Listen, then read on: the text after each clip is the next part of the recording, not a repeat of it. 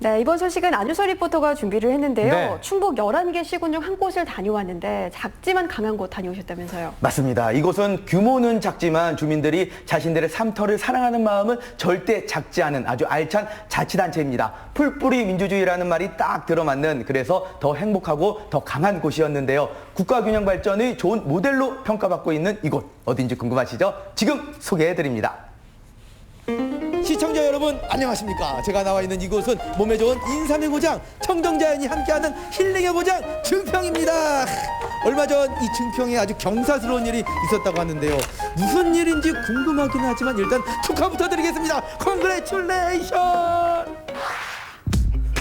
우리 충북의 증평이 국가균형 발전을 위한 의미 있는 발걸음을 내딛었다고 합니다. 작지만 강한 고장 증평, 지금부터 증평의 새로운 모습이 펼쳐집니다. 지역의 성장판이 열려라 국가 경제의 활력이 돌아온다. 정부가 추진하고 있는 국가균형 발전의 비전인데요. 수도권과 대도시의 인구를 비롯한 모든 인프라가 집중돼 소외되는 지역이 아니라 구석구석 작지만 강한 지역을 만들겠다는 포부입니다. 분권과 포용, 혁신의 가치를 기반으로 지역이 주체가 되어 균형 발전을 이끌도록 할 것입니다. 이를 실현하기 위한 여러 계획 중 하나가 지역혁신협의회 사업. 전국에서 7개 자치단체가 선정됐는데 그중 하나가 바로 증평입니다.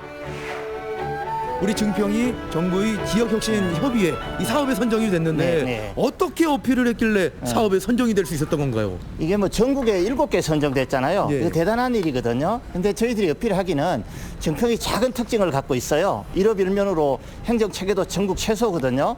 그래서 작기 때문에 민, 간, 학, 또 그리고 군까지 이렇게 협력을 해서 주민들의 많은 참여를 이끌어낼 수 있다라는 걸 어필을 했고, 토론을 한들 그걸 실행하는 것이 무엇보다 중요하잖아요. 근데 증평의 특징은 아이디어를 공모해서 그걸 반드시 실행하겠다라는 걸 어필을 했고, 그게 주요했기 때문에 전국 7개 단체에 이렇게 선정이 될 수 있었습니다.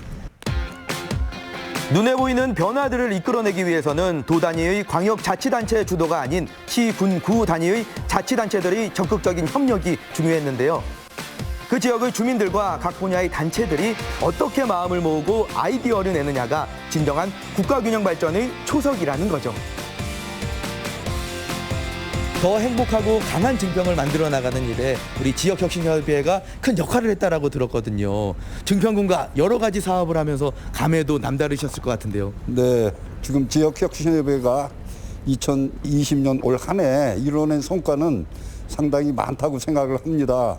각계각층의 전문가 분들로 혁신협의회를 구성해서 또 병행의 거리, 에듀팜 특구 발전 방안, 이것은 지역 주민들의 지방 자치에 대한 참여, 또 의식 수준의 향상, 하여튼 모든 여러 가지 부분에서 긍정적인 효과를 나타내리라고 이렇게 생각을 합니다. 총 3,400만 원의 예산을 지원받아 6개 분야의 사업을 진행한 증평. 그 첫 번째 사업은 증평이 사활을 걸고 있는 에듀팜 특구 활성화를 위한 포럼입니다.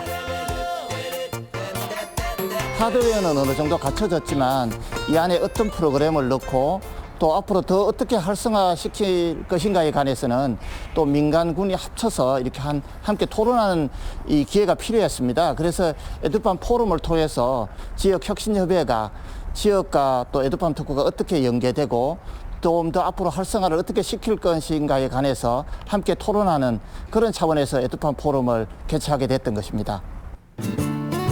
충청북도 최초 관광단지로 지정된 에듀팜 특구가 지역 대표 관광지로 자리매김하는 날, 바로 그날을 위해서 열린 이 포럼에는 60여 명이 함께해 발전 방안에 대해 토의했다고 하는데요.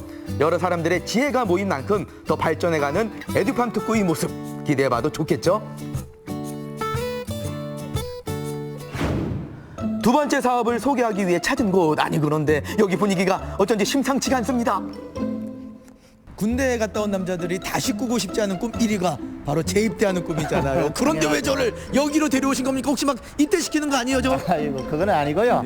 여기가 이제 37사단이잖아요. 제 향토부대인데 여기 신병교육대가 있습니다. 근데 이 신병교육대에 연간 한 20회 3,700명 입대를 합니다. 근데 여기 3,700명의 이 배움객들 따라오는 수만 해도 연간 한 15,000명이 돼요. 그래서 지역으로 봐서는 여기가 되게 중요한 거리거든요. 근데 입대해 보시면 대부분의 사람들이 마음이 어둡잖아요, 그게. 그리고 무거운 마음으로 오는데 군에서 조금 더 이걸 밝게 함으로 해서 포토존도 만들고 추억도 만들고 또 담장도 좀 밝게 벽화를 꾸미고 이렇게 해줌으로 해서 이 여기를 찾는 분들이 좀 더 밝은 마음으로 입대할 수 있도록 그런 거 차원에서 저희들이 기획을 했습니다. 아, 그러면 이 37사단 앞쪽이랑 여기가 이제 병영의 거리로 바뀌는 건가요? 예, 예. 37사단은 증평과 함께한 세월이 벌써 65년째인데요. 사랑하는 아들을 군에 보내는 아쉬움 대신 건강하게 잘 보내고 돌아오길 바라는 마음을 담을 수 있는 공간으로 탈바꿈한다고 합니다. 이게 주인공은 여기 장병들입니다. 또 장병들을 배웅해주는 부모님들이잖아요. 그래서 우리가 장병들을 상대로 지역혁신협의회에서 아이디어를 한번 받아보자, 디자인도. 그래서 한 16점이 들어왔는데 거기에 반짝반짝한 아이디어들이 있었어요. 특히 이제 뭐 고무신하고 워카를 좋아하는 이런 아이디어들도 나오고 이런 것들이 되게 신선했었습니다. 그래서 요거를 군에서 받아가지고 그걸 사업으로 실행하려고 그렇게 계획을 하고 있습니다. 직접 아이디어를 내면서 정말 즐거워했다는 장병들. 비록 인생에서 잠시 머물러 가는 곳이지만 그것을 더욱 특별하게 기억하게 될 병영의 거리. 앞으로 증평의 또 하나의 명물이 되지 않을까요? 한 개읍과 한 개의 면으로 구성된 전국에서 가장 작은 지방자치단체 중 하나인 증평. 이번에 찾은 곳은 증평의 한 개의 면 도안면입니다. 한적하고 조용한 이곳이 얼마 전 떠들썩했다는데요. 저는 요맘때의 농촌 풍경이 참 좋거든요. 복잡한 도심에서 벗어나 이 시골 마을에서 한적하게 한 달 정도 살고 싶다는 생각도 드는데 얼마 전에 이 마을에 재밌었던 일이 있었다면서요? 예, 얼마 전에 우리 마을의 이곳에서 그 농촌에서는 접하기 힘든 그런 공연이 있었습니다. 그래서 마을 주민들한테 큰 호응을 얻었는데 앞으로도 그런 공연이 자주 열렸으면 좋겠다고 생각합니다. 사회적 거리두기로 인해서 안 그래도 조용한 농촌 마을은 더 조용했던 한 해. 무료한 마을 주민들을 위해 열린 공연은 큰 활력소가 됐다는데요. 예, 그날 공연 참 재밌었고요. 코로나 잘 이겨내시고 앞으로도 우리 마을에 재밌는 일이 많았으면 좋겠습니다. 자, 이번에는 한국교통대 증평 캠퍼스를 찾았습니다. 증평 유일의 대학교인 이곳에서도 지역 혁신을 위한 활동이 펼쳐졌다는데요. 우리 학생들도 지역의 중요한 구성원 중에 하나잖아요. 국가균형 발전을 위해서 앞으로 또 증평으로 많은 학생들이 찾아오는 것도 중요한데 이번에 학교를 다니면서 뿌듯했던 적도 있었다면서요.